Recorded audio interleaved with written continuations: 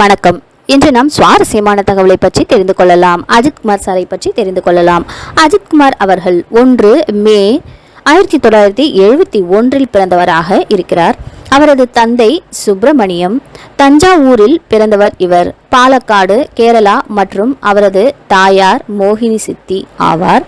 மேற்கு வங்காள மாநிலத்தில் கொல்கத்தாவில் இருந்தவர். அவருக்கு 3 சகோதரர்கள் இருக்கிறார்கள். நடுத்தர மகன். மற்றவர்கள் அனுப்குமார் மற்றும் அனில்குமார். அனுப்குமார் அவர்கள் முதலீட்டாளர். அனில்குமார் அவர்கள் IIT மெட்ராஸில் பட்டதாரியாக மாறிய தொழிலதிபர். அஜித் சார் தனது உடல்நிலை பள்ளி படிப்பை முடித்ததோடு ஒரு இந்திய நடிகர் ஆவார். முக்கியமாக தமிழ் சினிமாவில் பணியாற்றியவர். இதுவரை இவர் 61க்கும் மேற்பட்ட படங்கள் நடித்துள்ளார்.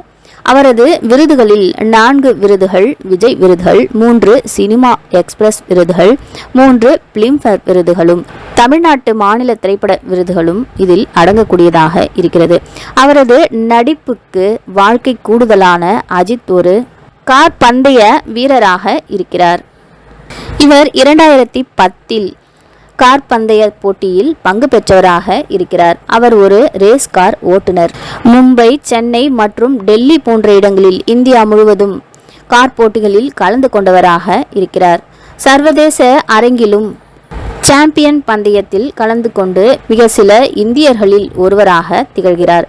இந்திய பிரபலங்களில் ஆண்டு வருமானம் அடிப்படையில் இந்திய பிரபலங்கள் 100 பேர் பட்டியலில் 3 முறை இவர் சேர்க்கப்பட்டார்.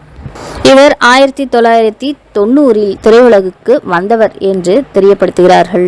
இவருக்கு தனது பெரிய திருப்புமுனையாக இருந்தது ஆசை என்ற திரைப்படம். பிறகு 1995 பிறகு காதல் மன்னன் என்ற திரைப்படமும், காதல் கோட்டை என்ற திரைப்படமும், 1996 வெளியான காதல் மன்னன் என்ற திரைப்படம், 1998 அக்காலகட்டத்தில் அவள் வருவாளா என்ற திரைப்படமும் அருமையாக நடித்து மக்கள் மனதில் இடத்தை பிடித்தவர் அஜித்குமார் அவர்கள். 1999 அமர்க்களம் என்ற படத்தில் அழகாக நடித்து அனைவர் மனதையும் இடத்தை பிடித்தவர் அஜித்குமார் அவர்கள். அக்காலகட்டத்தில் அவர் ஆக்ஷன் ஹீரோவாக அனைவர் மனதையும் நிலைநிறுத்தி கொண்டார். அனைவர் மனதிலும் நிலைநிறுத்தி நிற்கப்பட்டவர் அஜித்குமார் அவர்கள்.